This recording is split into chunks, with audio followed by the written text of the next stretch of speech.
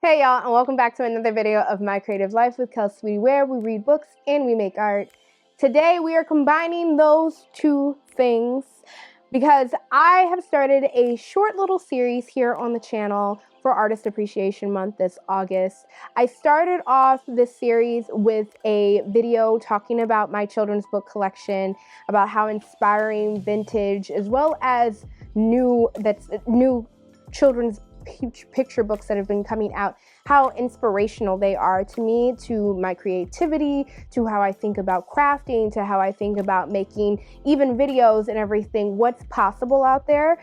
And I know that was a little different for my usual videos and what's usually out there. I just really wanted to take some time because that shelf lives back there. It's something that I really love. It's something very personal to me that I love doing. It's collecting vintage children's paperback books and middle grade books and just children's books that really do inspire me with their artwork, and I really thought that it would be perfect to share it now during Artist Appreciation Month. Today's video, though, will get back to adult literary fiction, and I will be talking about judging a book by its cover. I will be talking about some books that I judged by their covers and ended up absolutely loving. I just picked them up because the covers were really great, whether it was I was looking to read that author, and so I picked up that book first simply because that book really spoke to me in its cover, or I randomly chose it during a hardcover sale and it ended up being one of my favorites for the year so far. But I'll also go over my TBR, things that are still in my TBR that I simply picked up because of the cover and I cannot wait to get to,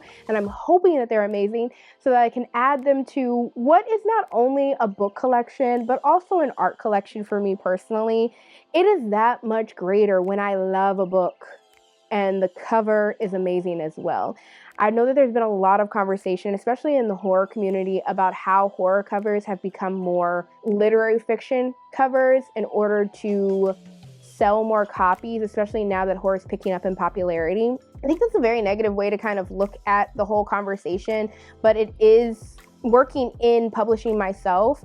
I know that those covers are getting reworked so that people do want to pick them up who may have never wanted to pick up horror before because they were afraid of it. I know that me personally, I didn't pick up horror because I wanted to start reading horror. I accidentally found myself in horror because I kept on picking up these amazing covers that I thought were weird and cool and interesting, and I wanted them on my shelves.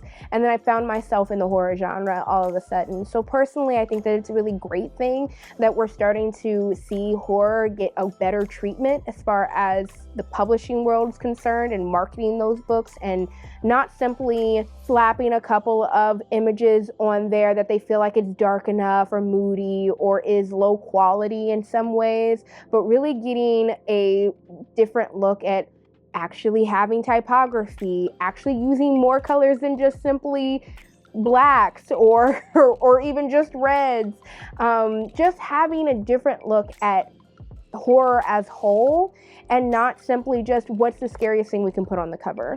That's me personally, but I thought that kind of triggered this idea to have this series in the first place and have this specific video where I talk about some books that I judged by their covers and ended up loving or ended up on my TBR. So that's a long intro. Let's get into this intro and get straight into these books.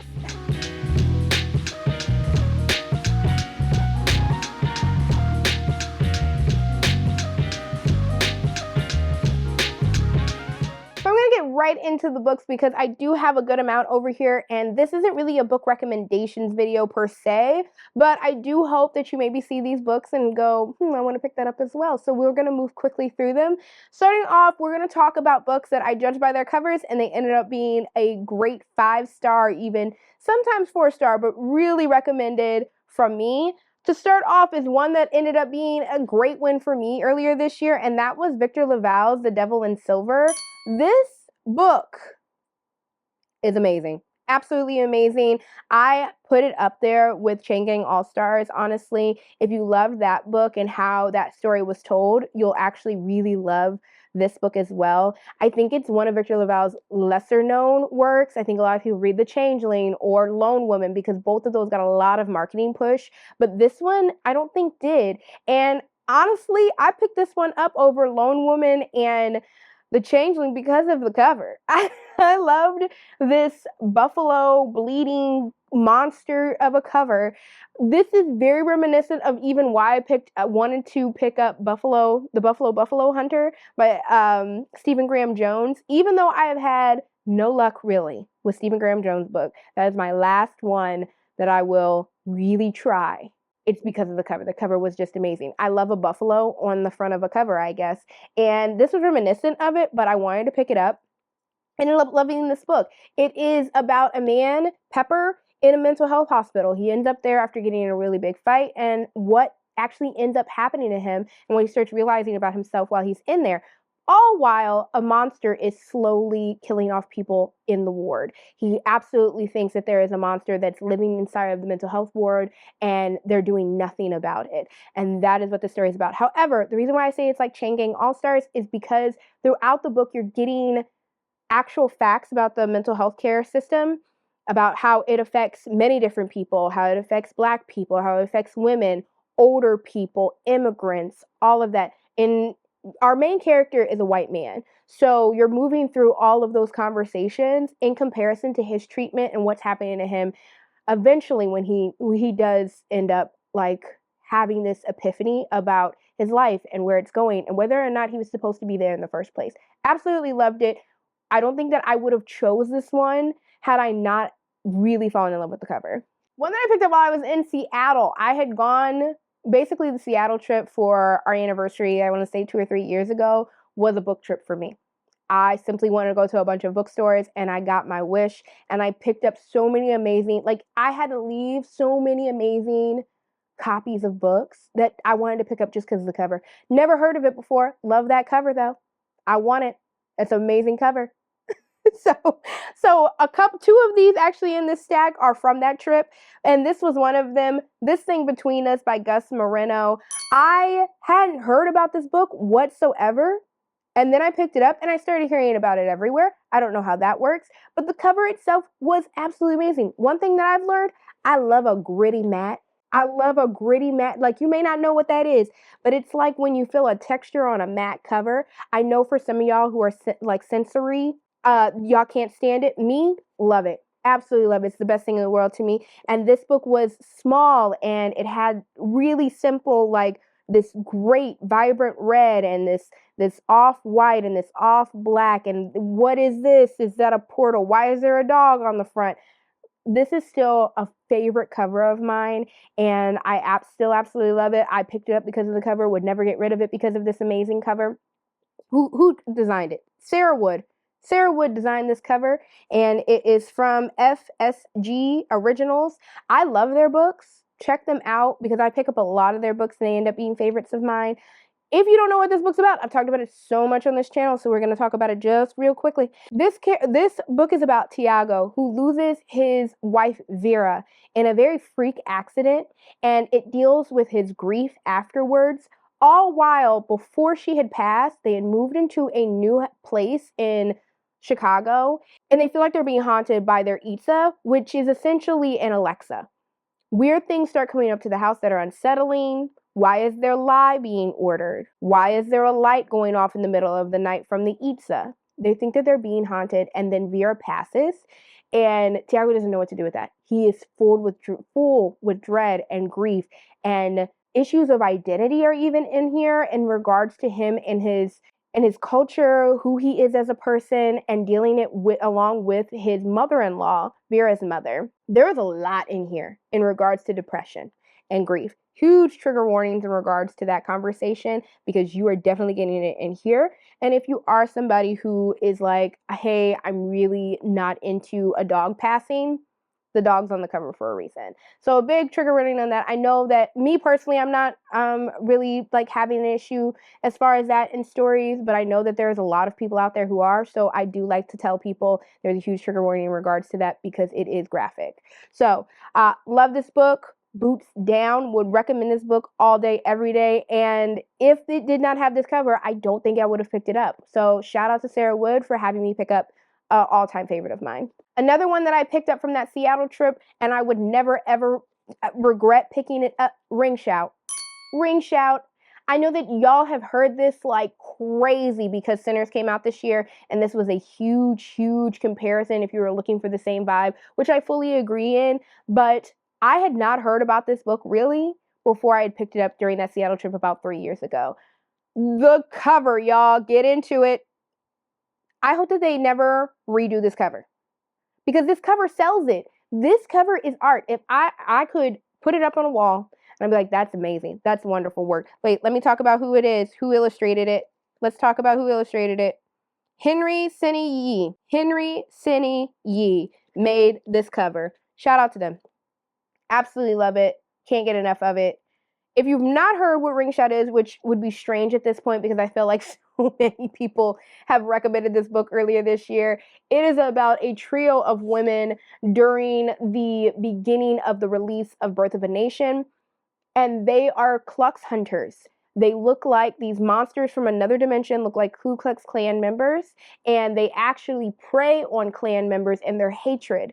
They are looking for the Birth of a Nation to be released so that they can use that energy of hatred to pull a rift in the space-time continuum so that those monsters can take over our space and our timeline and all of that. But our main character is not having it. And she is single-handedly trying to prevent this from happening. It's absolutely wonderful. It's an amazing size. You see this? In this amount of time, P. Jelly Clark ended up building an immense universe and not even going into too much detail, giving you enough where you can fully build out these scenes and what's happening to these people. I absolutely loved it. This is how a novella should always be, making somebody feel. Sometimes that's all you need is just a couple, like 100, what is this, 150 pages? 181 pages is all he needed to get a huge point across and make a big impact. Absolutely loved it and absolutely loved this cover. Could never, these are books where I wish that I could actually fold out my, I had space in my bookshelves so I could just have the cover showing. I unfortunately can't do that because of how many books that I have. I don't know, maybe at some point in time when I finally get my library room, I can do something like that. Until then, y'all are just seeing them on these videos. This next one is one that I finished just recently, and honestly, it was very eye-opening to his life, how he got to where he was, and really kind of bringing him down to earth, and that was Chronicles of Doom, the memoir, or rather the autobiography of MF Doom. If you don't know who that is, he was a rapper, creator, artist who huge prominence in the early 2000s. If you had all watched Adult Swim during that time, you probably recognize this mask. Or if you were at all in that space, if you know anything about Madlib, anything about Stone's Throw, indie hip hop, all of that, then you probably will recognize this mask from MF Doom. I picked this up because of the cover. This is an amazing cover, y'all. I know. And I'm not a memoir person, all right? That's just not my whole thing. But this one, I'm very happy that it was good because I would have been upset if I had to get rid of this. Because it is a gorgeous cover in my opinion. It was amazing, and I still have to do my wrap up for it and everything, but I highly recommend it, especially if you were a fan of MF Doom, because I think this really opened up a lot in regards to my introduction of who he was as a person and looking at his life as an entirety and really getting to know where that creativity was coming from. Now, you may be surprised, but I had no clue who Dungeon Crawler Carl was when I bought this book. I got this, if you go back some videos, I got this book back in January for the hardcover book sale. It was either January or December for the hardcover sale that Barnes & Noble has. Picked it up because I love the cover. I love the cover. I love all of the covers. They reprinted these. And this is a huge show of how important a reprint is for a book, because the original copies of these, I'm going to put it up on the screen. I'm not going to say the artist did a bad job because the actual art isn't necessarily bad. It just, you don't want to pick it up.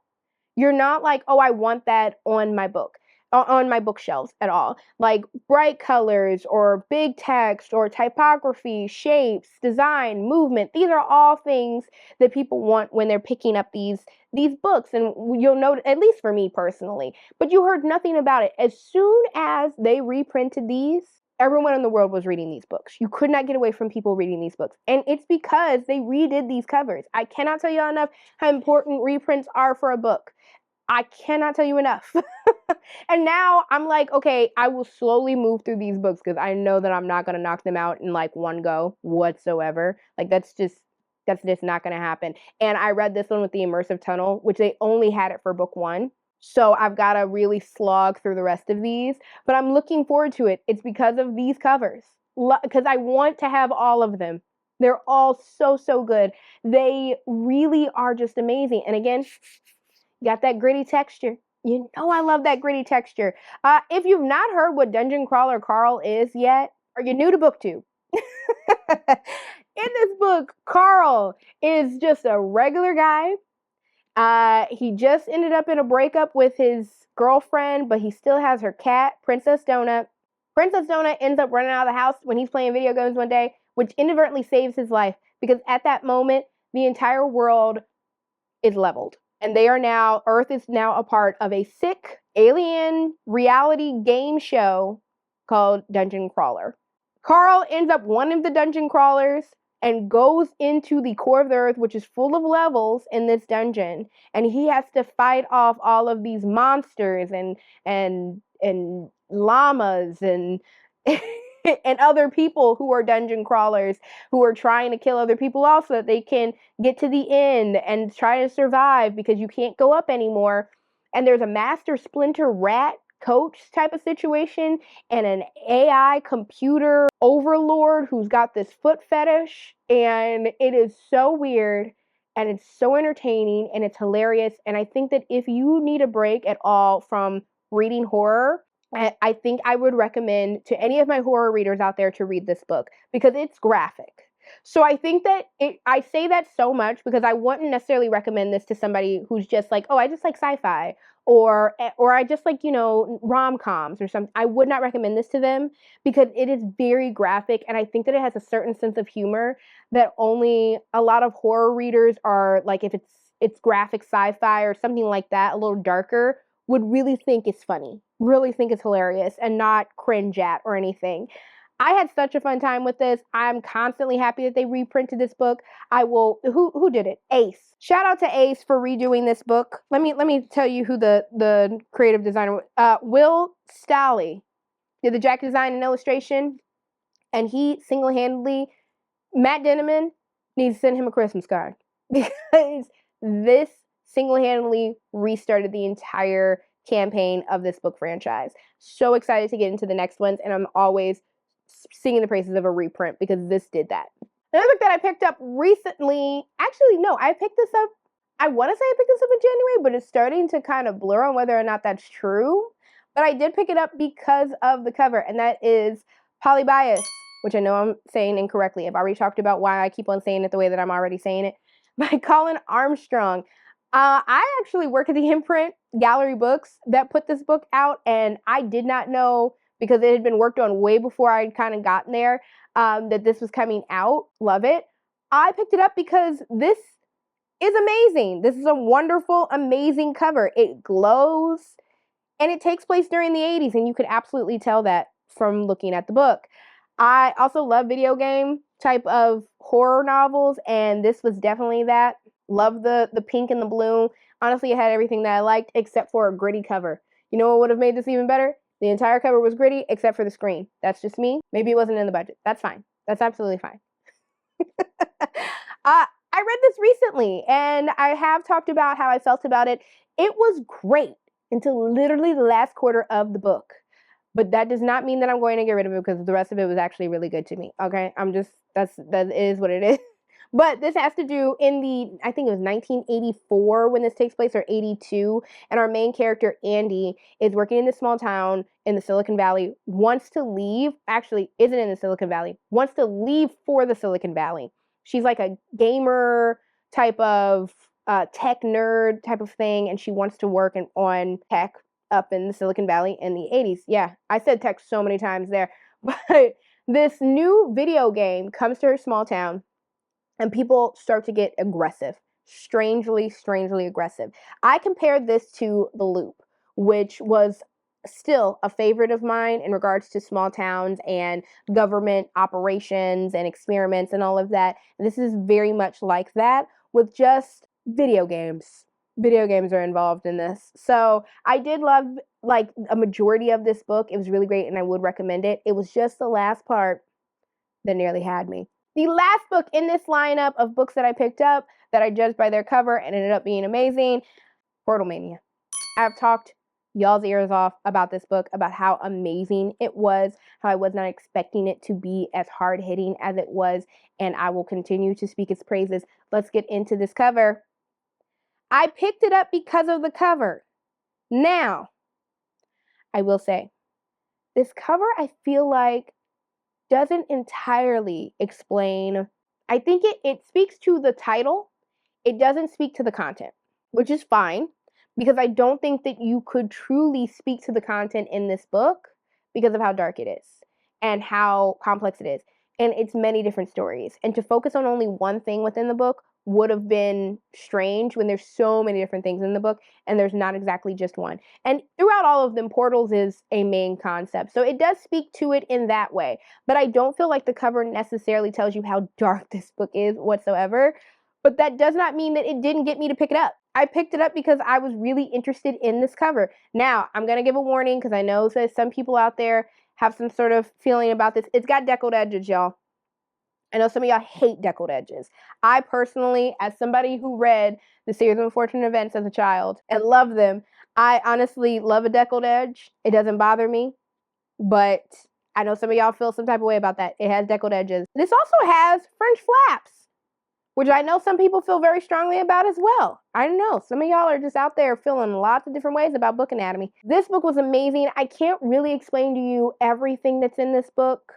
I would recommend that you go back to like my review about the book in order to learn more about what's inside of it because every single story is very different.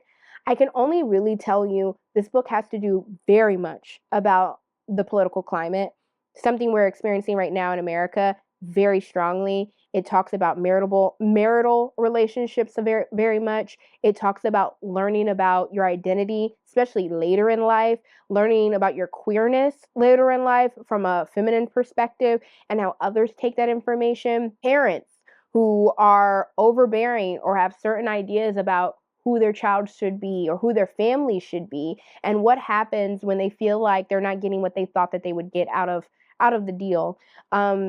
If just for me telling you that, there's so many different things. Depression, so many different things are in this book. And they all were very, very hard-hitting, very, very striking. And I am happy, though, that this cover was what it was because I don't know if I would have picked it up if it would have had something darker or relating to any of those things.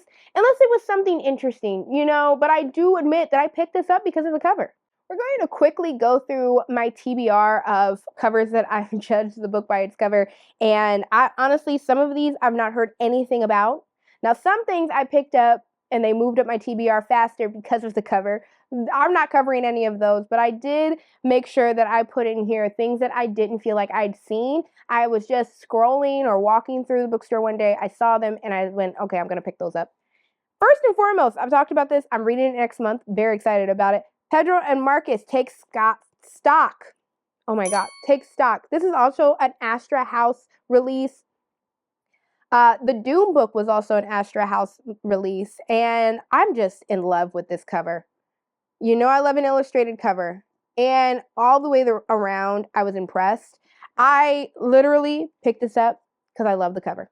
The book now, the story within the book, I'm very interested in. Don't get me wrong. It has to do with these two friends. They work at a convenience store or like a corner store in the favelas in Brazil. And they end up getting tied up in like this drug cartel situation inadvertently. And they have to make some really hard decisions about how far they'll go in order to take care of their families and in order to survive, all of that. But they started off as just, we're simply here, and somehow we ended up here. And I'm very interested to see where that all goes. I'm interested to see that if it's good. I hope it is, because this book is like, it looks amazing. Again, every time I pick up a book that I think is very, very like, oh, I love that cover, I'm crossing my fingers that it's amazing. because I've had some situations where I've done that and the book sucks. Sucker being one of them, which I've talked about. I've talked about that. Next one, I've not heard anybody talk about this book whatsoever. I still haven't. I don't know if it flew on the radar or I'm just late. And that's Catch Penny by Charlie Huston.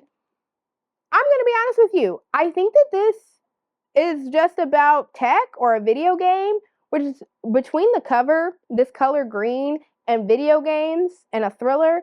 I was like, that's enough for me to pick up the book. So I'm going to read the synopsis to you because unlike Pedro Marcus, which I've talked about plenty of times, I've not really shared this one at all. So I'm going to tell you all about it. A thief who travels through mirrors in search of magical curiosities, a video game that threatens to spill out of the virtual world, a doomsday cult on a collision course with destiny, and a missing teenager at the center of it all. With the world on the brink of every kind of apocalypse, humanity needs a hero. What it gets is Sid Catchpenny. I'm interested. You know, I don't know what to get from that, but I'm interested. I'm like, that's enough. I love texture. I love that there's like this vinyl on the front of it. I love all of that. I love the font they used. I love this color. I love the color of the book. That was enough for me to pick up the book. And it has video games and apocalypse and doomsday, and that is all speaking to me. But the cover is what really got me to stop scrolling because I ordered this one online. One that I do think that I've seen a few people kind of say that they've been looking at a lot. I actually, when it first came out, I saw some people talking about it, and as of late, I've not really heard anybody saying that they got this book. And it was the greatest hits of Harlan Ellison. So I've not read any Harlan Ellison. I know that it is important for me to read him because he is a sci-fi godfather, and actually was Octavia Butler was very close friends with him, and really they like talked a lot about their stories and all of that. So that really got me wanting to read his stuff. I saw this, picked it up immediately. Knew nothing about Harlan Ellison whatsoever, but I knew that I needed to have this cover. It is trippy. It is wonderful. Let's talk about who designed it. Max Loeffler. Loeffler? Loeffler. Oh, I'm so sorry. That's up. Just know it's up here. But I had to pick it up. I recently picked up the novel for I Have No Mouth to Scream. I forget what it's called. Hold on. It's in here as well. Hold on a minute. Wait. I Have No Mouth and I Must Scream. I have another copy of that I found at the thrift store. I did not know it was inside of here. Very excited to read both of them. I'm expecting to maybe get to it sometime in November. We will see. But although this is thick, it's many different books. I think that might have scared me off because there's no audiobook really for like this specifically.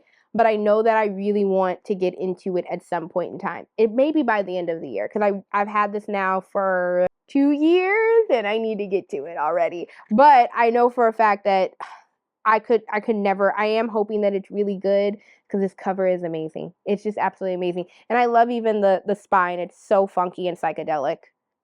I love it. Another one that I've been meaning to get to. Again, it's physical, and that's probably why I haven't read it sooner. And that was Ghost Roots by Pemi Aguda. This cover. I picked it up because of the cover. It's great. It's gritty matte. It's tonal. It's illustrated. It's wonderful. And it's a collection of short stories that are weird, featuring speculative fiction that have to do in Nigeria, which, as y'all may know, after reading Little Rot last year, I really am into speculative fiction taking place in African countries that are feel futuristic, very new age type of horror stories, and that is really why I wanted to pick this up. It is a short book, y'all. I need to get through this book. I want to make sure that this year doesn't pass, and I have not read this book yet. I'm very, very interested in seeing what it's about, though. I know there's some queer stories within here as well, and so I'm looking forward to that. But this lives in the same vein as Ring Shout. These two are cousins. They ain't twins, but they're definitely cousins. Maybe even half siblings. I completely realized that about myself. These sitting next to each other on a shelf Oh, just wonderful. And again, further proof that I hope for the day that I can figure out how to have some of these just facing out, because I have some gorgeous covers. The final book that I'll be covering today is one that I actually just started, and I picked it up just because I really love the cover. Nothing about it necessarily I would usually pick up. The topic about it seems a lot of fun, but I picked it up because of the cover, and that was Murder in the Dressing Room. This is a misty divine mystery, which I guess this is a part of a series. I'm not certain, but what I loved was this illustration on the front. I thought that it was so much fun. And I was going to maybe read it in June because it has to do with a drag queen being murdered, and Misty Divine basically pieces together like what happened. Like, it's very cozy mystery, but coming from a drag queen. And I thought that was a lot of fun. Didn't expect to be reading it this month. And then my Libby hold released, and I was like, okay, well, this might be something light in between all of the memoirs that I've been reading. So I have started this. Haven't gotten very far just yet, but I'm very interested in seeing where it goes. It's basically very straightforward. It's drag queen got murdered, and this is the mystery that unfolds from one of the mothers. So absolutely love it. That's it for today's video, y'all. I really, really love cover design. It's the reason why I got back into reading books. And now that I work within that industry and I've made a huge pivot in my career to designing book covers, I pay so much attention to it now. Why do I love this book? Why am I attracted to reading this? Why is this sitting at the front of the store? Why did this grab my attention? I'm really into all of that now, and it's showing in the books that I'm reading. As I was going through all of this, I was looking at my bookshelves, and I really noticed that, especially in the last couple of months, I've been picking up books that I've been inspired by a lot more. And I've also noticed that books have moved up my TBR if the covers are amazing. I know that that could be very superficial, but also I'm an artist and a designer, so I think that it's also appropriate. But I hope that you guys enjoyed today's video. Let me know down in the comments some book covers that you've loved lately, or you're really excited to pick up for your own book collection. At the end of the day, I feel like a lot of us are also collecting art as well as just the books inside. So I would love to hear what you guys have been looking at and been excited for. If you liked today's video, please subscribe down below. So I hope that you appreciated today's video and that you've kind of liked this little series that I've done that's different but combines both of my loves. It's been fun kind of moving through my collection of books and showing y'all what I'm really interested in and how my art kind of goes into my love of reading. So I hope that you liked that today. Please like today's video if you liked it, and I will see you on the next one. Bye.